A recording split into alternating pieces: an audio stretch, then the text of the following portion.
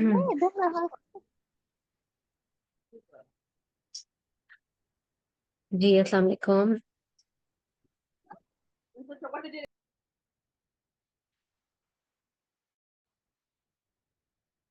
आज से अब हम एक तरह से नया बैच स्टार्ट कर रहे हैं। नेक्स्ट एग्जाम आपका कब तक डेट होगा? दिस इज मई। मेरा ख्याल है अक्टूबर नवंबर तक तो होगा, राइट? जी यस मैम। अक्टूबर या नवंबर। इंशाल्लाह यार नवंबर तक। सो इस आप में से बहुत सारे नए कैंडिडेट्स भी हैं, जिन्होंने फर्स्ट टाइम स्टार्ट करना है, और बहुत सारे ऐसे भी हैं जिनका रिपीटेड है। तो एक एडवाइस नए कैंडिडेट्स के लिए ये कि जो भी स्टडी पार्टनर ढूंढे या जिनके साथ भी हॉस्पिटल जाना है, कोशिश करो कि वो लोग हों जिन्हों जो एग्जाम में पहले क्लियर हो चुके हैं। जिन्होंने जो दो दो तीन तीन बार क्लियर हो चुके हैं, अगर वैसा बैच हो तो आप शायद फर्स्ट अटेम्प्ट में ही पास हो जाओगे उनके साथ पढ़ के, क्योंकि वो आपको वैसे ही उनसे सीखने के लिए बड़ा मिल जाएगा। और दूसरा ये कि बिकॉज दे आर एक्सपीरियंस, तो वो पास कौन हो रहा है फेल कौन हो रहा है तो वो काफी अपडेटेड होते हैं। और जो रिपीट कर रहे हैं उनके लिए तो इम्पोर्टेंट बात एक तो सबसे बड़ी ये है कि बहुत लंबा ब्रेक नहीं करना। यानी कि पढ़ाई से तो बहुत लंबा ब्रेक नहीं करना, फौरन से अगली अटेम्प्ट देना बहुत जरूरी है। और अगर तो आपका मेजोरिटी ठीक हुआ एग्जाम, एक आधे स्टेशन में प्रॉब्लम है, फिर तो मोर देन 90% चांस है कि आप इंशाल्लाह अगले एग्जाम में वैसे पास हो जाओगे, अगर आप उसी तरह पढ़ते रहो। और अगर आपको जाकर फील हुआ कि बहुत सारी जगहों पे कॉन्फिडेंस नहीं था, और मोर देन वन स्टेशन में अगर प्रॉब्लम हुई है, विच मीन्स के प्रॉब्लम कहीं कॉन्फिडेंस की आई है, क्योंकि थ्योरी में तो आप लोग सारे ठीक हो, कहीं आंसर देने में कहीं कहीं आपको एग्जामिनर को देख के कंफ्यूज हो गए या कुछ ऐसा। तो इसमें सबसे इम्पोर्टेंट ही बात ये होती है कि आपने इस तरीके से अब तैयारी करनी है। और वैसे भी एक बार या दो बार या तीन बार एग्जाम फेल करके इंसान वैसे ही ढीठ तो हो ही जाता है। तो आपका it's not only the exam of your knowledge your skills, ये थोड़ा एटीट्यूड का भी एग्जाम है। आपका कॉन्फिडेंस, सेंसिबल कितने हो, प्रेजेंस ऑफ माइंड कितना है, ये बहुत मैटर कर रहा होता है। बिकॉज आपने you have to behave exactly the same way जैसे आप क्लिनिक में बिहेव करोगे अपने पेशेंट्स के साथ। कई दफा हम स्पेकुलम पेशेंट का डालते हैं to see the cervix, but we are not able to see the cervix. तो क्लिनिक पे जैसे हम सेंसिबली बिहेव कर रहे होते हैं ना, हम सब हमने तो देखना है सर्विक्स। अगर आपको लगता है कि उस पेशेंट में आपने करना है पेप्समेयर, तो चाहे वो क्लिनिक पे भी आया हो या वो ओपीडी में हो या वो एग्जाम में हो, वी नो कि we have to do the pap smear, either we have to replace the speculum, right? अगर आपको लगा कि मिस्टेक हो गई है और स्पेकुलम आपको ठीक साइज का डालना है, तो हम निकालते हैं और दूसरा डाल के करते हैं। ऐसे नहीं होता कि हाथों से चीजें गिरना शुरू हो जाएं, या पेशेंट को बहुत ज्यादा पेन करा दी स्पेकुलम डालते या निकालते हुए, एटसेट्रा एटसेट्रा। सो वो प्रेजेंस ऑफ माइंड और वो सारा, जैसे somebody was telling me कुछ अर्सा पहले कि कोई वीएच का सेशन था, वीएच के स्टेप्स बताने थे, और unknowingly she red wrong scenario, उनको लगा टीएच है, और गलती से वो abdominal hysterectomy के स्टेप्स बताना शुरू हो गई। और when she finish then examiner set के आप दोबारा सिनेरियो पढ़े। और जब उन्होंने पढ़ा तो टाइम थोड़ा कम रह गया था, but she somehow manage to tell the key steps also, but examiner was not at all happy. तो उसमें यह है कि अगर टाइम कम रह गया तो कोई बात, देखो हर कोई इंसान है। असल में वहां पर उसका टेस्ट हो रहा था मे बी स्टेप्स बताने का नहीं, बल्कि ज्यादा वो टेस्ट हो रहा था कि अब उससे रॉन्ग सिनेरियो पढ़ा गया तो how she going to cover it, and how confident she stage, और कितना प्रेजेंस ऑफ माइंड है। जिसको एब्डोमिनल हिस्टेरेक्टमी के स्टेप्स आते हैं, उसको वजाइनल हिस्टेरेक्टमी के भी आते हैं। एग्जामिनर को भी ये बात पता है। उसने गलती से रॉन्ग पढ़ लिया और फिर जब दोबारा पढ़ा तो कंफ्यूज होने की या ओह सॉरी सॉरी करने की कोई जरूरत नहीं है। Be very confident, instead you should behave के इट्स ओके, गलती हो गई नाउ। मैंने टीएच तो सही बता दिया ना, तो let me tell you the VH also, it's okay. So so इसमें ये नहीं होता कि आप एकदम से उनके जिसे कहते हैं ना सॉरी सॉरी शुरू कर दो और अपॉलॉजी और फिर फॉरन, क्योंकि एग्जामिनर्स भी वहां बड़े सेंसिबली बैठे होते हैं। दे ऑल्सो नो कि इतने स्टेशंस में अगर आप एक आधा गलत रीड करके बता रहे हो लेकिन you are telling the right thing, तो but she just wanted to see कि how is the candidate going to respond, and कितना कॉन्फिडेंट वो रहती हैं। और जाहिर है जितना वो कॉन्फिडेंट रहती है शायद वो उतने ही जल्दी और उतने ही अच्छे तरीके से वीएच भी बता देती, चाहे शॉर्ट करके बता देती। तो बट ये है कि वो of course because it was an exam scenario तो हाथ पांव फूल गए।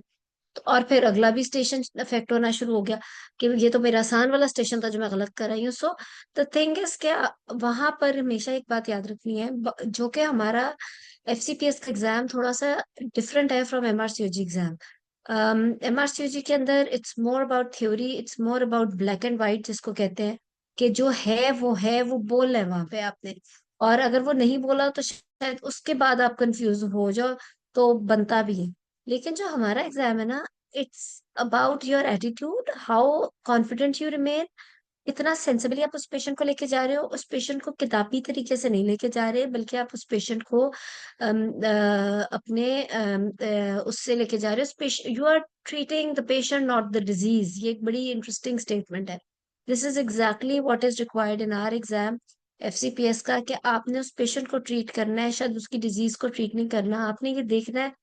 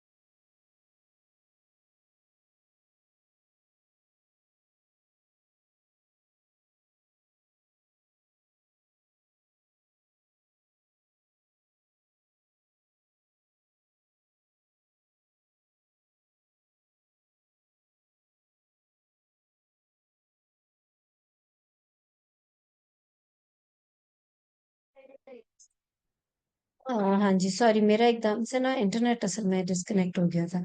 अच्छा, सो आई वाज टेलिंग यू कि आपने जो है, सॉरी, लेकर चलना है उसको उसी तरह की, जो I was telling about the uterine prolapse, के अगर कहीं पर गाइडलाइन में या कहीं पर भी लिखा हुआ है कि first line management should be pessary, तो आपने एकदम से फर्स्ट लाइन मैनेजमेंट पैसरी नहीं बोल देना, आपने उस पेशेंट के पहले देखना है हिस्ट्री का। मकसद साथ में ये भी है कि आप देखो कि वो कहाँ से आई है, can she can come back for the follow up of pessary और not. If she understands fully कि पैसरी रखने से कितना फायदा होगा और वो सारा कुछ, तो फिर आप उसको पैसरी एडवाइस करोगे। तो अदरवाइज आप ऑप्शंस बोलोगे कि first option will be BH with NTA posterior pair and second option will be pessary, और फिर आप उसे एक्सप्लेन कर सकते हो। तो आपने 1 to 3 options according to patient लेकर चलनी होती है। और उसके अलावा जो कुछ लोगों ने who didn't pass actually and they contacted me और उन्होंने मेरे से डिस्कस की बहुत सारी बातें, उसमें मुझे सबसे ज्यादा ये लगा कि आप लोगों को सबसे ज्यादा यही कंफ्यूजन है, you are confuse between the theory and the way you are going to respond in the exam. Theory तो सब तैयारी करके गए हैं, थ्योरी का एग्जाम हो चुका है। एफसीटीएस का बार बार मैं कहती हूँ exam is very much different from MRCOG, because इसमें एग्जामिनर्स को बहुत और कुछ रिक्वायर्ड है, उनकी की किसी और तरीके से बनी हुई है। उनकी हमारी इधर की जो की है वो बनी होती है अकॉर्डिंग टू, हमारी की बनी होती है according to your sorry according to the patients, because are patients are different, हमारे circumstances, हमारे resources उसके मुताबिक। And if you answer according to the theory and not according to what is actually required for the patient, then you can simply cannot pass, because examiners really get offended and उनको जितना मैंने सुना लोगों से about the feedback and everything, उसमें मैंने यही देखा है कि इफ दे रियली नोटिस कि आप चल रहे हो थ्योरी के हिसाब से या बहुत ज्यादा ब्लैक एंड व्हाइट करके बात को चल रहे हो, तो they get offended and they never let you get on to the right track. और वो फिर उनको समझ आ जाता है कि ये बंदा जो है ना अभी फिलहाल is not ready to get a fellowship degree in Pakistan at least. So इसको आपने इसी तो ज्यादातर जितने भी लोग कुड नॉट पास, उनके फीडबैक से तो यही सबसे ज्यादा बड़ी मिस्टेक मुझे तो यही समझ में आई कि रिस्पॉन्ड करना और आंसर करने में प्रॉब्लम थी। किसी ने कोई और क्वेश्चन, मैं फिर आपको बताती हूँ कि how you going to start your preparation. कुछ डिस्कस करना है, कोई एक्सपीरियंस, कोई कुछ भी।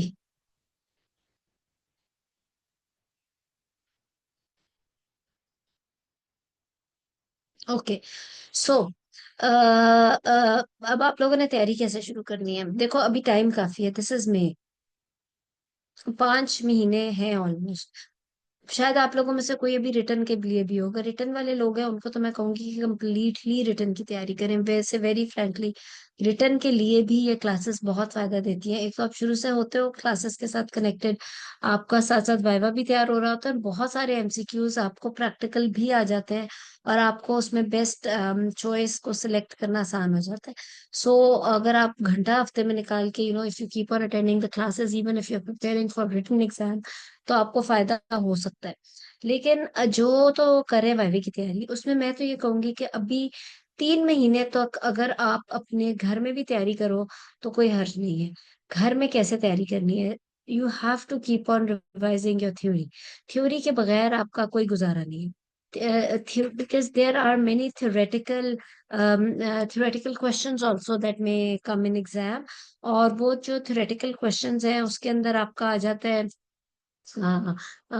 थ्योरी में, जैसे कि कोई एक अजीब सा सिंड्रोम आ जाता है। इवन ये जो टॉपिक्स होते हैं ऑडिट के या उस किस्म के, वो भी सारे थ्योरेटिकल हैं। सो फर्स्ट 3 मंथ्स आपने घर में तैयारी करनी है और उसमें थ्योरी पार्ट भी करना है। And I just tell you कि आपने उसमें वाइवे की कैसे तैयारी करनी है, जस्ट गिव मी 1 मिनट।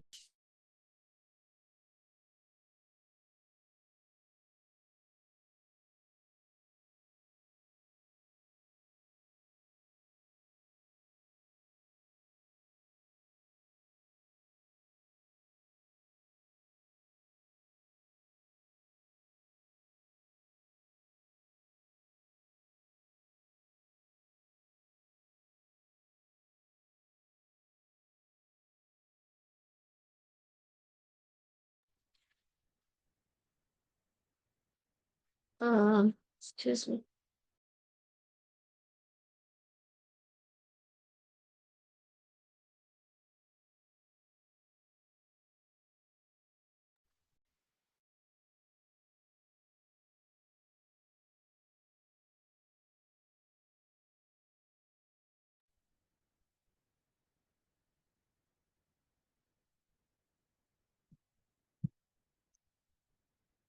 अस्सलाम वालेकुम मैम, आपकी आवाज नहीं आ रही। आप म्यूट है। Sorry sorry, so I was telling you कि थ्योरी को तो हमने साथ लेके चलना ही है आपने। First 3 months your theory is very very important. जब तक आपको थियोरेटिकली छोटे छोटे सिंड्रोम्स ही पता होंगे, बिकॉज अब एग्जाम का पैटर्न चेंज हो चुका है एंड दे गिव एक या दो स्टेशन बड़े अजीब आ जाते हैं। पहला दिन जो मुस्तफा टोक्स का उसमें थे काफी अजीब। इवन लिंच सिंड्रोम, जो लोगों ने थ्योरी थ्योरी की स्ट्रेंथ की वजह से they could manage the station.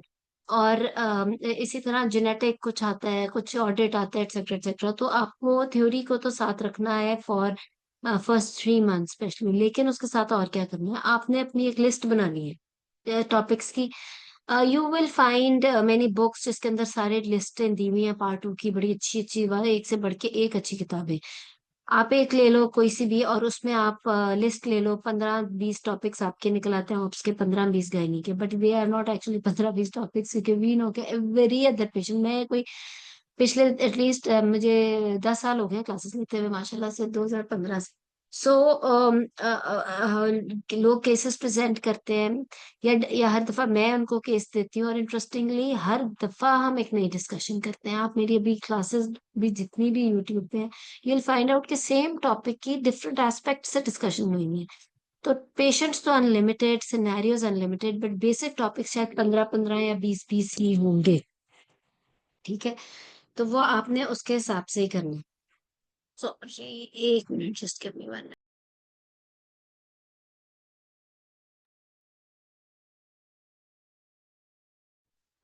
So theory के साथ, अच्छा जब आपने वो कर लिया, टॉपिक्स बना लिए, उसके बाद आपने उसके हिस्ट्री। अब ये चीज इतनी इंपॉर्टेंट है कि अगर जो ये बंदा फर्स्ट 3 मंथ्स में कर ले, आखिरी महीने के पहले हफ्ते में कर ले, जब भी कर ले, आई एम टेलिंग यू कि वो 50% ऑफ द स्टेशन, यानी कि जो 6 स्टेशन है ना, 6 से 7 स्टेशन, वो इतने एक्स्ट्रॉर्डनरी परफॉर्म कर सकता है।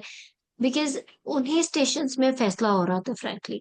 थ्योरी के स्टेशन सब एक जैसे करते हैं, लेकिन ये जो होता है ना प्रैक्टिकल स्टेशन, जो अनीमिया, फाइब्रोइड, इनफर्टिलिटी, ये वाले जो स्टेशन होते हैं, इसमें जो एक्स्ट्रा ऑर्डिनरी परफॉर्म करते हैं ना, सिर्फ वही लोग पास इजीली कर रहे होते हैं। और ये एक्स्ट्रा ऑर्डिनरी आपने कैसे परफॉर्म करना, you have to give a different answer. आपको आम लोग जो सारे कैंडिडेट्स होंगे, जब तक आप थोड़ा सा डिफरेंट आंसर नहीं करोगे, जब तक आप एग्जामिनर को एकदम से आईज नहीं उनकी खुलवाओगे, you are not going to pass it. It's not about getting good percentage, they don't pass you if you are not extraordinary. So उसके लिए अब जैसे सीधी सिंपल सी बात है, there was a candidate who actually came and met me specially because she wanted to tell me, मुझे खुशी भी बहुत हुई। शी टोल्ड मी कि मैंने अनीमिया के स्टेशन पे आंसर के में वो वर्ड्स बोले जैसे आपने बताया, जैसे कि patient had anaemia, and instead of just telling her that I give her IV infusion या ओरल आयरन या जो भी, I said that she's at 30 weeks. I have another 8 to 10 weeks to treat her. And as she never had oral iron before, and she's having iron deficiency anemia, so I'll start her with oral iron, etc., etc. Instead, मतलब आप एक जवाब थोड़ा मुख्तलिफ तरीके से दो। मतलब आप, ये हम पढ़ेंगे आगे, मेरी बहुत सारी क्लासेस ऑलरेडी हैं भी हर टॉपिक की यूट्यूब चैनल पे, but will keep on revising these things. लेकिन यानी कि कनीमिया का आप एक डायरेक्ट जवाब देने में के बजाय आपने हर चीज इसे एक लाइन में एलैबोरेट कर दी कि मेरे पास 8 से 10 हफ्ते हैं उसे ट्रीट करने के लिए। उसे आयरन डिफिशिएंसी अनीमिया है, क्योंकि उसने पहले कभी ओरल आयरन नहीं ली, इसलिए मैं उसे ओरल आयरन देने लगी। या फिर आप उसको, या फिर because she has already taken oral iron, so obviously you're not going to repeat the same thing, as she is non-compliant for some reason, so I will give her IV iron infusion as she already had this। या फिर आप बिल्कुल and पे खड़े हो 37 weeks पे, then you can say that I just don't have any time, patient was already at term, maybe another 1 week or 2 weeks we shall go in labor, या I'll be planning her delivery, so I don't have any time, so I will give her blood, right. So आपने exact बोलना है कि आप किस वजह से क्या कर रहे हो। तो it's the way you are going to answer, the way you take the history. एक एक हिस्ट्री का जो पॉइंट है, ये हम आगे भी करें, लेकिन ऑलवेज रिमेम्बर, जब आप बात कर रहे होते हो हिस्ट्री, एग्जामिनेशन, इन्वेस्टिगेशन, एग्जामिनेशन का तो चलो अपना पैटर्न है, लेकिन जब आप हिस्ट्री और इन्वेस्टिगेशन की बात कर रहे होते हो ना, तो it's always better that you start with the least intervention वाली चीज, और लीस्ट उसके खतरे वाली चीज से आप लेकर जाते हो आगे। आहिस्ता आहिस्ता उसको इंटरवेंशन वाली चीज तक। ये चीजें आप आगे कवर करेंगे, आपको समझ आएगा। History is not just about taking history in a chronological order. It's about that how are you taking the history and how you presenting it. और उसका पैटर्न सॉरी डिफरेंट है देन एन एग्जामिनेशन। तो हर चीज का बहुत specific है। Examination is one thing which is hard and fast, and if you don't go according to that you know sequence, then it doesn't look good, because examination is one thing that you are dealing, you're touching the patient. You have to be very much ethical and make the patient comfortable. जिसका patient end पे जितना उससे खुश होगा, frankly deserve भी वही करता है कि वो पास हो। हम MBBS फाइनल ईयर से करते आ रहे हैं examination. We know examination begins with the general physical examination, and then it begins with inspection, palpation, percussion, auscultation. Percussion hardly कहीं पे है हमारे फील्ड में, but auscultation है. So you cannot talk whenever you are telling the patient, the examiner, your examination, you cannot say that fetal heart rate are this और फिर बोलो कि उसके प्रेजेंटिंग पार्ट केफेलिक था, या फिर आप बोलो कि फीटल हार्ट रेट 140 है, और फिर बाद में बोलो कि उसका प्रेजेंटिंग पार्ट 4/5 है या 2/5 है या 5/5 है। सो आपने जब इंस्पेक्शन पूरी कर ली तो कर ली, आपने जब पेल्पेशन पूरी कर ली तो कर ली। आप हैphazard नहीं बोल सकते, आप कुछ मिस नहीं कर सकते, इवन ऑब्स्टेट्रिकल एग्जामिनेशन में भी। If you're saying that, and we know palpation always begins with superficial palpation, then deep palpation, and then we do the original, our examination of OBS or gynae. आपने जब तक superficial और deep palpation नहीं perform की in a very decent and a comfortable way, you're standing on the right side of the patient, you're facing the patient, you may keep on talking to her, and you're doing the superficial examination, and then you decide. तो जब तक आप वो नहीं करोगे तब तक आपका जो है, आप कैसे अपना ओरिजिनल फील्ड का अपना आप गायनी का एग्जामिनेशन कर सकते हो। तो ये चीजें बहुत इंपॉर्टेंट है। उसके अलावा ये कि ये हम सारा कुछ कवर करेंगे। Then examination of mass, then examination of ascites, difference between ascites and ovarian mass which may be very very huge. ये बहुत इंपॉर्टेंट है। उसके अलावा ये कि then the examination of a cardiac patient, वो थियोरेटिकल है लेकिन परफॉर्मेंस बहुत इंपॉर्टेंट है, बहुत सोफिस्टिकेटेड है। जब आप पेशेंट, प्रेग्नेंट पेशेंट का खास तौर पे जब चेस्ट एग्जामिनेशन करोगे, cardiac examination, it's very very sensitive. Obviously you are expecting that patient is cardiac. You have to make her sit, you have to make her, आप उसको lateral position भी कराते हो उसकी apex beat को palpate करने के लिए कि वहां पर कोई मरमर तो नहीं है। And then you at times make her sit, and उसका ऐसा posture करते हो। then examination, ये वो examinations हैं कि अब इस टाइम पे when you are preparing for your exam, तो आपकी वो ऐसे को रिफ्लेक्सेस बनते हैं कि पेशेंट, जब आप अपनी प्राइवेट प्रैक्टिस में या जब आप अपने वार्ड में भी राउंड कर रहे हो, तो पेशेंट को समझ आ जाता है कि ये जो डॉक्टर आ रहा है ना मुझे देखने, ये इन सबसे सीनियर है और यही फैसले करने वाले।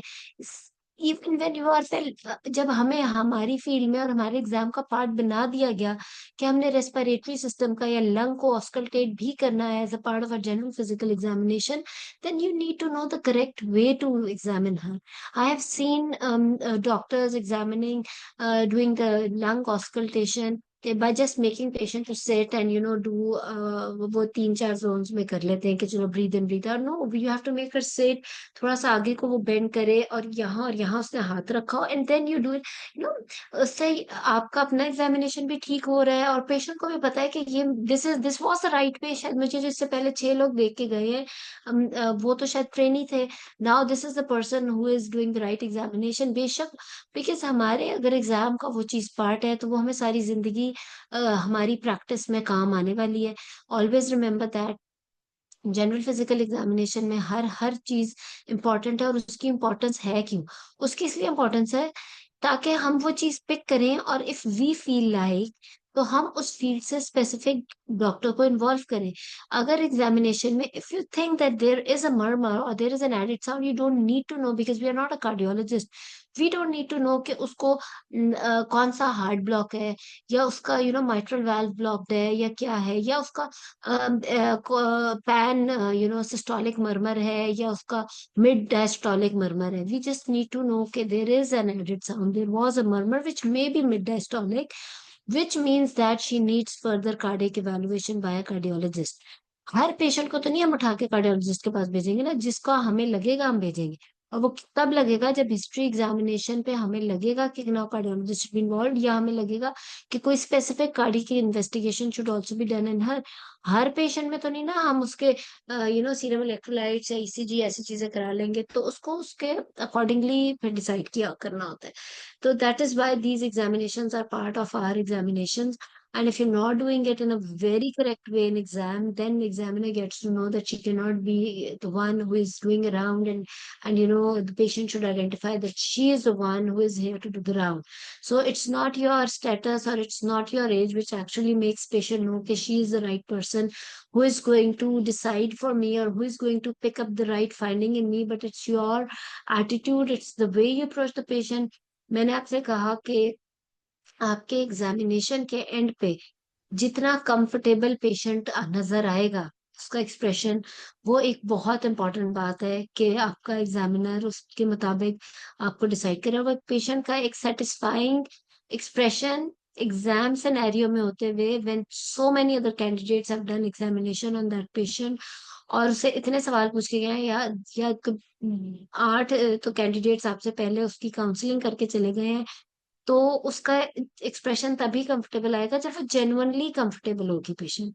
और वो तब होगी जब आपके अंदर वो सारी चीजें आ जाएंगी कि आपने उस पेशेंट को कैसे करना है। और this you are going to follow for the rest of your life. Those ethics, those values, patient को कर लिया, उसे उसे आराम से कवर किया, उसका हाथ पकड़ के उसे बिठा के काउच पे छोड़ा, because she was sitting otherwise. लेटे लेटे उसी तरह तो नहीं ना छोड़ के भाग गए, चाहे उसे कवर भी कर दिया, लेकिन नहीं, जिस तरह वो आपको मिली थी, आपने देखा कि शी वांटेड टू सेट, और शी वाज, वो तो अपना नॉर्मल जो करी थी, वो लेटी भी नहीं थी। तो आपने उसको कवर किया, आपने उसका हाथ पकड़ा, उसकी बैक को सपोर्ट करके उसको बिठाकर थैंक यू करके फिर आप आके एग्जामिनर के सामने बैठे। Similarly in counselling you have to be very clear that you need a husband और you need an attendant with her, so that the family should be there if you are doing counselling. एकदम से ठाठा नहीं, after introduction एकदम से bad news नहीं break करनी। you can, if you're breaking a bad news, you always आप एक कॉन्वर्सेशन स्टार्ट करके पहले एक रेपो डेवलप करते हो पेशेंट से। आप अपना इंट्रोडक्शन करा के पहले उससे पूछते हो कि what do you know about your disease, आपको क्या पता है, आपका अल्ट्रासाउंड जब हुआ था, या आपका फॉर एग्जाम्पल खुदा ना खासा किसी का आईयूडी हुआ है, पहले आप ये पूछते हो कि क्या अल्ट्रासाउंड वालों ने आपको कुछ बताया पहले, या आपको क्या पता है अच्छा बच्चे की हरकत कब से नहीं हुई थी, या ये सारी बात पहले एक रेपो करके then you, and then when you are breaking bad news you have to be very very clear in your words. If you are saying that your baby is not alive, then you have to say it in a clear way.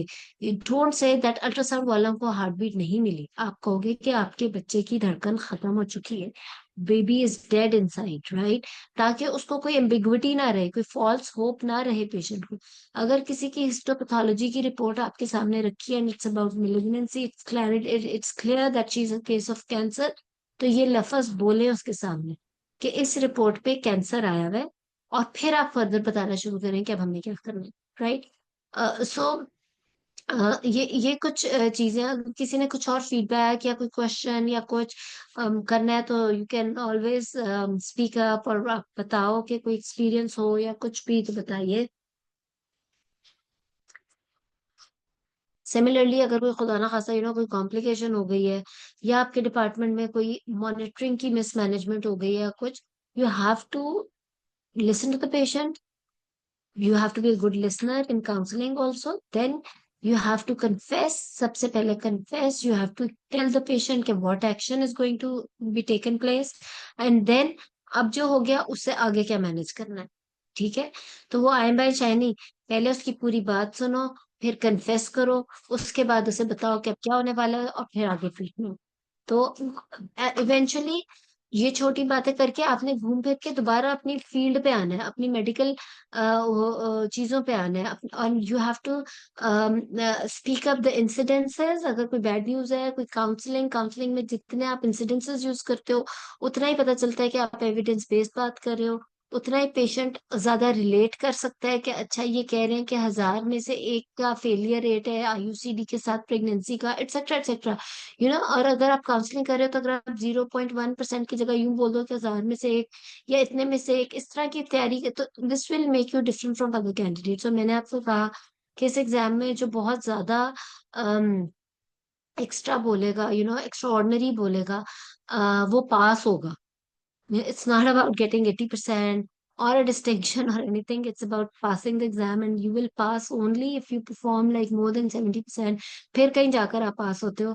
आपको extra ordinary वहां पर करोगे, इसीलिए तो इतने सारों में से 4 लोग पास, 2 लोग, 3 लोग, रिजल्ट इस तरह के आ रहे होते हैं, क्योंकि पास ही वो हो रहा है जो एक्स्ट्रा ऑर्डिनरी परफॉर्म कर रहा है। ठीक है, और बताएं। किसी ने कहा टॉक्स के लिए कोई बुक सजेस्ट करेंगे। देखो बात ये है, I don't think you can follow one book. There are very very good books available, जो आपको सूट कर जाए आप पकड़ लो, लेकिन उसको आप वर्ड बाय वर्ड फॉलो कर ही नहीं सकते। जैसे मैंने आपसे कहा कि इवन अगर मतलब 10 years is a lot, like taking classes almost every week.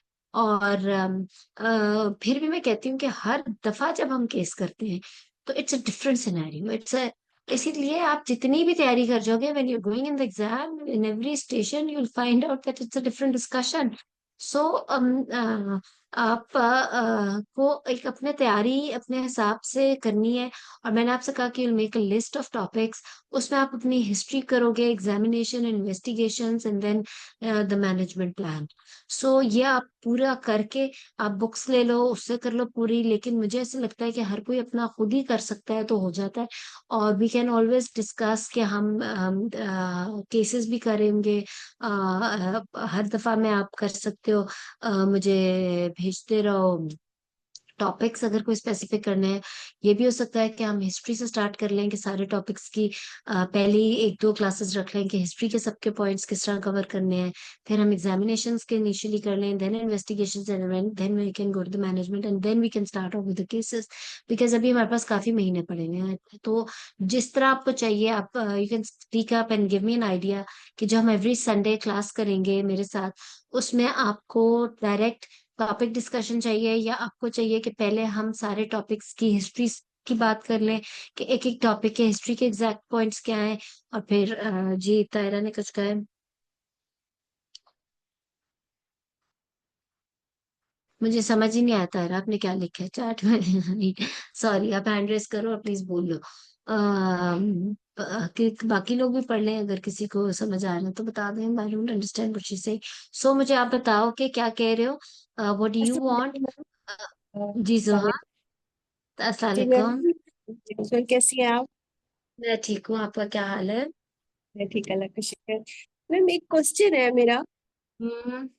Ma'am इसमें ये कि शॉर्ट केसेस जो मतलब लाइफ पेशेंट होता है, हम्म। इसका एग्जामिनर का क्या क्राइटेरिया होता है पास करने का? मतलब मैंने मेरे this is a last attempt, और मुझे ये लगता है कि जैसे ना, अगर आपने पिछले सारे जितने स्ट्रक्चरल डिस्कशन थी, काउंसलिंग स्टेशन थे, स्किल ड्रिल्स या टीचिंग स्टेशन, वो आप सारे बहुत अच्छे करके आए हो, और आपने गायनी का केस भी अच्छा किया है, और अगर आपके ऑप्स के केस में थोड़ा जेर सब्र का फर्क आया है और एग्जामिनर आपसे खुश नहीं हुआ, तो क्या ये क्राइटेरिया है? मतलब कुछ हमारे सीनियर है वो ये कहते हैं कि अगर आप लाइफ पेशेंट में, ऑप्स में या गायनी में एक में भी अगर आप फेल होते हो तो आप टोटली फेल।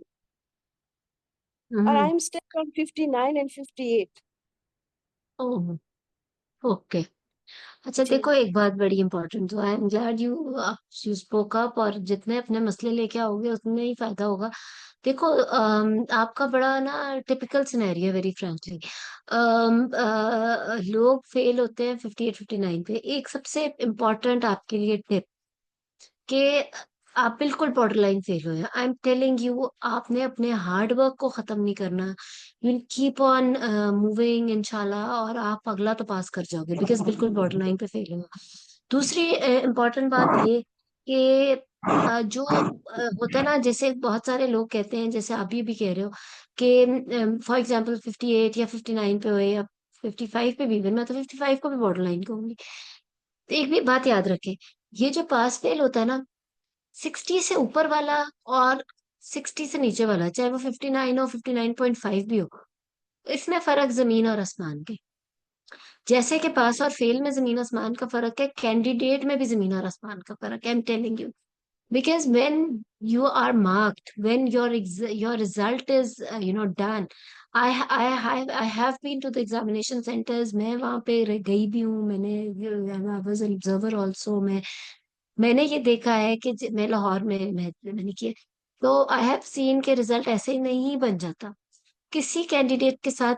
मैंने जो विटनेस किया हुआ है, आई हैव नॉट सीन के ज्यादा इजीली हो रही होती है।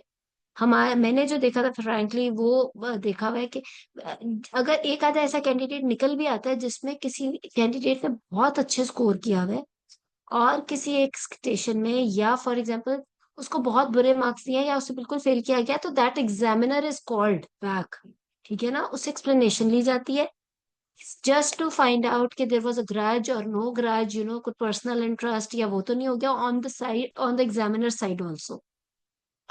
एंड देन मैंने बहुत सीनियर एग्जामिनर्स को एक्सप्लेनेशन में देखा है आते हुए, और then when they give genuine reasons कि ये तो ये हुआ था, for example I am telling you, बात तो छोटी सी है कि वीएच की जगह टीएच हो गया और उस लड़की के हाथ पंप फूल गए, and I am telling you कि जिसको टीएच के स्टेप्स आते हैं, एग्जामिनर को ज्यादा पता है कि उसको तो वीएच के भी आते हैं, जिसने टीएच के इतने अच्छे स्टेप्स बता दिए, but she was given very bad gesture when she was getting up from that station, although she was thinking कि मैंने वीएच भी कवर कर लिया था, because maybe her body language was not good, maybe she got too much apologetic to the examiner, जिसकी जरूरत नहीं थी, वो she had to behave like a consultant, हो गया है तो हो गया, ओके मूव फॉरवर्ड, अब मैं इसको भी बता सकती हूँ, एटसेट्रा एटसेट्रा। तो there are few little things which really matter, और बेसिकली वहां पे ये नहीं देखा जा रहा होता कि आपको आता है या नहीं आता, वहां पे ये देखा जा रहा होता है कि अगर आपसे ये चीज फॉर एग्जाम्पल ऑपरेशन थिएटर में खड़े होके हो गई है, या फॉर एग्जांपल आपसे ये चीज अपने क्लिनिक पे खड़े होके हो गई है जहां पे उसके पूरा खानदान आपके इर्द गिर्द मौजूद है, या ये चीज आपसे कहीं वार्ड में खड़े होके हो गई है जहां पे बाहर 10 लोग खड़े हैं जो शायद तोड़ फोड़ भी कर दें आपकी इस बात को, तो आप कितने कॉन्फिडेंटली उसको एक सेकंड में ठीक कर सकते हो, ठीक है ना। This is what you are going to face once you will be consultant. तो तो जहां पर, अच्छा, इसलिए मैं वेरी फ्रेंकली आपको बताऊं, नो डाउट ये बात आप याद करके जाओ कि सारे स्टेशन का मिलके पास होगा, ठीक है, लेकिन एक आधा स्टेशन या एक दो स्टेशन में एग्जामिनर्स नो, वो वो उस चीज को फॉलो करते हैं, दे नो कि इस कैंडिडेट ने ऐसी को गलती कर दी है कि इसको अगर हमने फेलो की डिग्री दे दी, तो ये कल को जाकर ये जो गलती इसने इसे एक स्टेशन में कर दी है, क्योंकि ये थ्योरी का एग्जाम नहीं है, ठीक है, always remember it's an exam कि आपने हमारे पाकिस्तान में रह के जब प्रैक्टिस करनी है, तो यहाँ के लोगों को, यहाँ की फैमिलीज को, यहाँ के वार्ड्स को, यहाँ की हर चीज को लेकर कैसे आपने चलना है, ठीक है ना। Because once you'll be a fellow, you'll be the you'll be a leader, you'll be leading the whole department इंशाल्लाह, और you'll be the final say for that disease for a patient के। हो सकता है पेशेंट्स कई जगहों से refer होके आपके पास आए and they need the final decision from you, ठीक है। तो it's a very very big responsibility. CPSP ऐसे नहीं, ये कोई बच्चों वाला एग्जाम नहीं है कि आपके 12 स्टेशन हैं और वो जी मैथमेटिकल कैलकुलेशन पे आप पास हो रहे हो, इट्स नॉट लाइक दैट। इसमें जब फॉर एग्जांपल जैसे मुझे सुहा का केस लग रहा है कि सारे स्टेशन बहुत अच्छे हो गए, एक स्टेशन में एग्जामिनर वो स्टक के ये कैंडिडेट मैंने पास नहीं की, तो इसने ये कर दिया जिसकी वजह से मुझे लगता है कि her body language is not according to what a fellow should look like.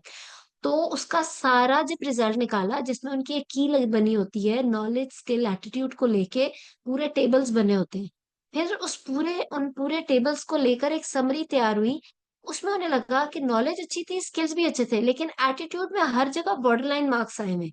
और अब ये एक सीनियर कैंडिडेट हमें हमें एक सीनियर एग्जामिनर कह रहे हैं कि मेरे केस में, मैंने अपने स्टेशन में, बिकॉज ये ऑप्स का केस था, इसमें ये जो 19-20 बात हो गई है, इसके मुताबिक मैंने इसको फेल किया हुआ है, और ये 19-20 बात एक बड़ी, मुझे लगता है कि एक बड़ी बात है। और जब सारे आपके 12 स्टेशन में उन्होंने आपका टेबल निकाला है जिसमें नॉलेज स्किल एटीट्यूड था, एंड दे नोटिस्ड कि एटीट्यूड में आप बॉर्डर लाइन ही न चले हो सारी जगह पे, तो they said no, not this time, right. इस वक्त she cannot be a fellow, but obviously inshallah, because it's just one line of table which is maybe attitude or maybe anything, जिसमें उन्हें लगता है कि आप थोड़ा सा और बेहतर कर लोगे तो यूल बी फाइन। तो this is how the result is made. It's not like कि आपका मैथमेटिकल रिजल्ट बन रहा है कि सारे स्टेशन कर लिए। अब देखो, एक बंदा अगर ऑडिट, लिंच सिंड्रोम, पता नहीं कौन कौन से सिंड्रोम्स अच्छे करता आ रहा है, और एंड somebody थिंक्स कि ऑप्स में मुझे शायद, या किसी काउंसलिंग में अगर मेरी 19-20 गलती भी होगी तो मेरे वो थ्योरेटिकल स्टेशन कवर कर देंगे। It's not like that. आपको आपकी कोई चीज अगर, because examiner sit together and then result is made, वरना तो आपको शायद आप जब निकल रहे हो अपने एग्जाम से बाहर तभी रिजल्ट मिल जाए। आपका रिजल्ट रात को आता है, कई दफा वो अगले दिन भी आया हुआ है कुछ एग्जाम्स में। सो क्योंकि वो चीज सारी सॉर्ट आउट होती है, एग्जामिनर्स वहीं रुकते हैं। और अगर किसी एग्जामिनर को उन्होंने कॉल बैक करना हो, मैंने ऐसा देखा है बहुत सीनियर एग्जामिनर को वापस बुलाते हुए कि जी दूसरे स्टेशन में तो इस लड़की ने सब में टॉप किया हुआ है और इसमें आपने उसको 50% भी नहीं दिए, यानी इतना बुरा फेल किया।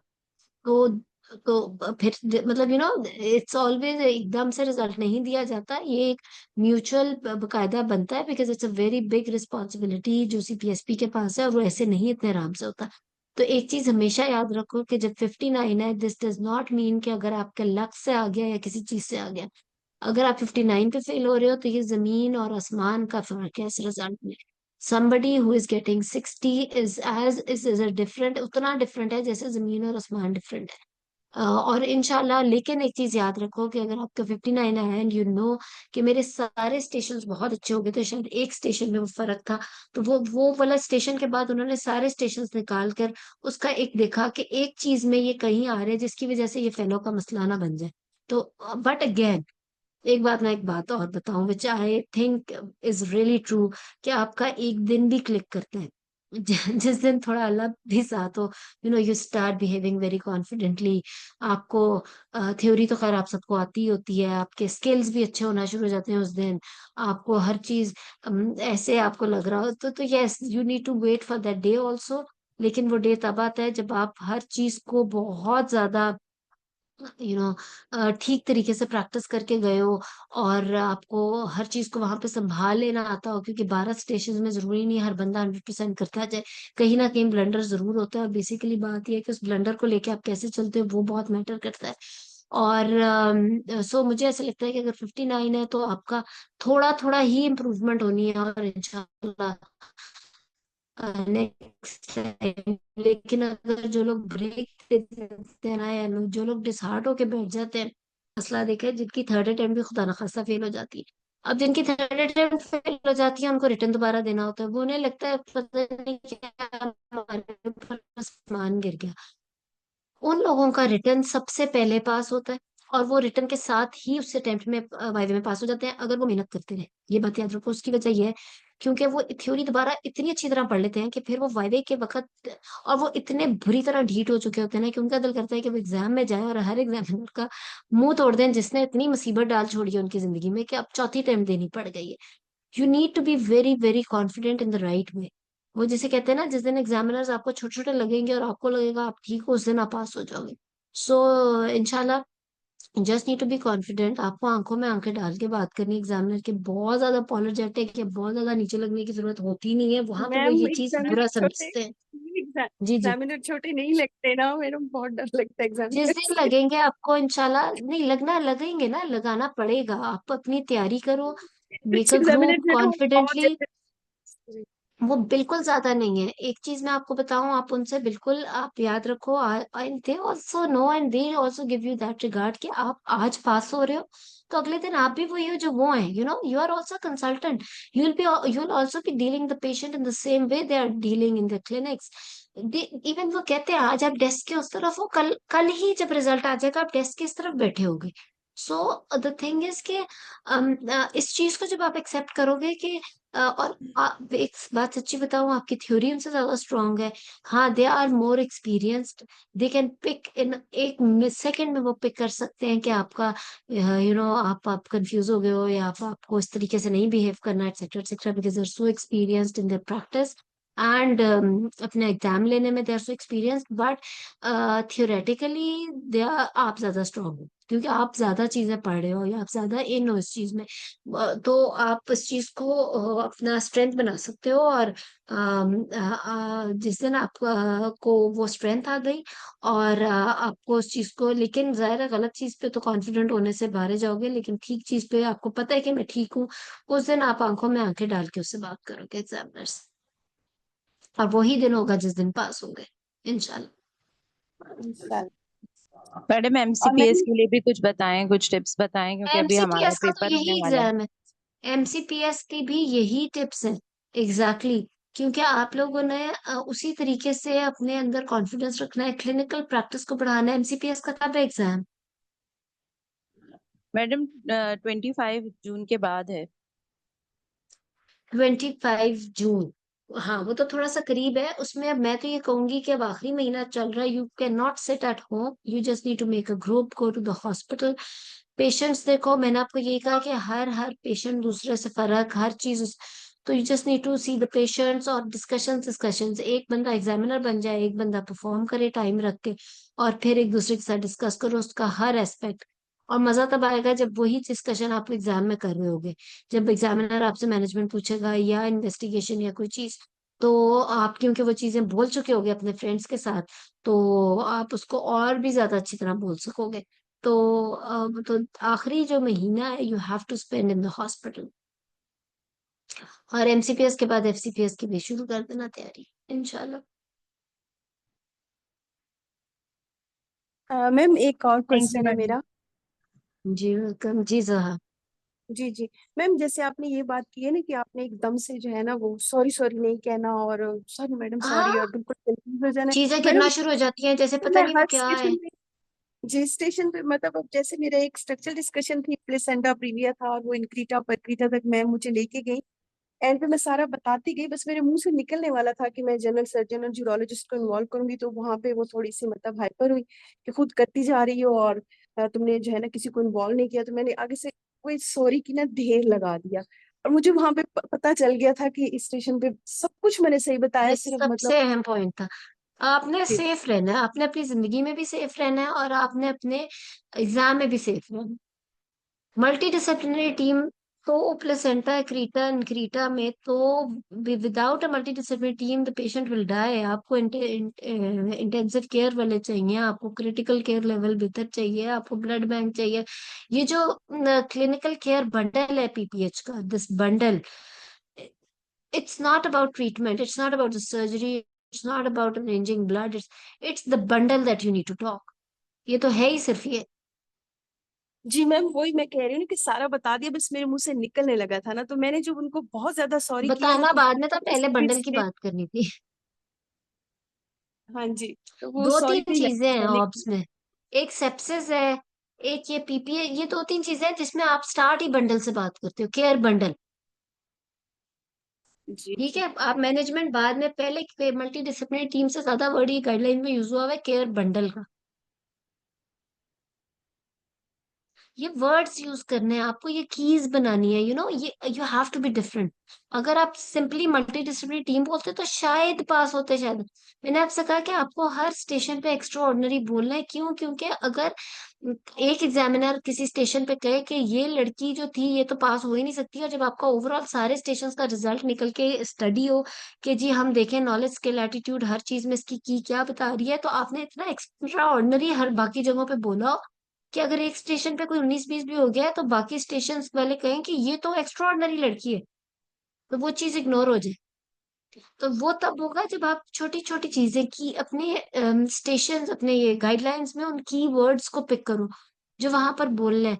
The way you are answer, जिस सीक्वेंस में वो बोलना है, जिस सीक्वेंस में आपको बेसलाइन के बाद बाकी की इन्वेस्टिगेशन जिस सीक्वेंस में मांगनी है, ऐसे आए बाएं शायद नहीं कि जी स्टेरोसल्फिंगोग्राम दे दें, अल्ट्रासाउंड दे दें हस्बैंड ने, नॉट लाइक दैट। कि हमने लेस इंटरवेंशन से ज्यादा इंटरवेंशन करना है, पहले हस्बैंड सेमन एनालिसिस, फिर अल्ट्रासाउंड, फिर हमने tubal patency test, etcetera etcetera. मतलब एकदम से कुछ चीज इसकी अब प्रैक्टिस करनी है। 6 months is a lot of time, but waste करने वाला टाइम नहीं है। ठीक है ना? हाँ सो जी सो दिस इज हाउ, अब हम इंशाल्लाह हम प्लान कर लेते हैं, मुझे मैसेज करके बताओ कि हाउ शुड वी प्रोसीड, कि हम पहले हिस्ट्री की सारी बात कर लें एक दो क्लासेस में, फिर हम सारे टॉपिक कवर कर लें, आप लोग you can make a list, और फिर हम एक एक करके, और फिर हम investigations and then we can do the management. हम इस तरीके से अपनी कुछ क्लासेस कर लेते हैं, उसमें आई थिंक हमें 2 मंथ्स तो लग जाएंगे, कुछ 7-8 क्लासेस तो हो जाएंगी इस पे, और फिर हम टॉपिक वाइज डिस्कशन शुरू कर लें, so that we can cover everything, right? So if you like this plan just let me know, और इंशाल्लाह फिर हम नेक्स्ट संडे को मिलते हैं, और फिर स्टार्ट करते हैं। अगर बीच में आई, और इस वक्त तो ओपन फोरम है, कोई वॉलंटियर का है नहीं, जिसने जो बात करनी हो, जो बोलना हो, you can just speak up, और फिर हम इंशाल्लाह जब केसेस करेंगे, फिर आई नीड वॉलंटियर्स इंशाल्लाह। ठीक है, thank you so much. Welcome.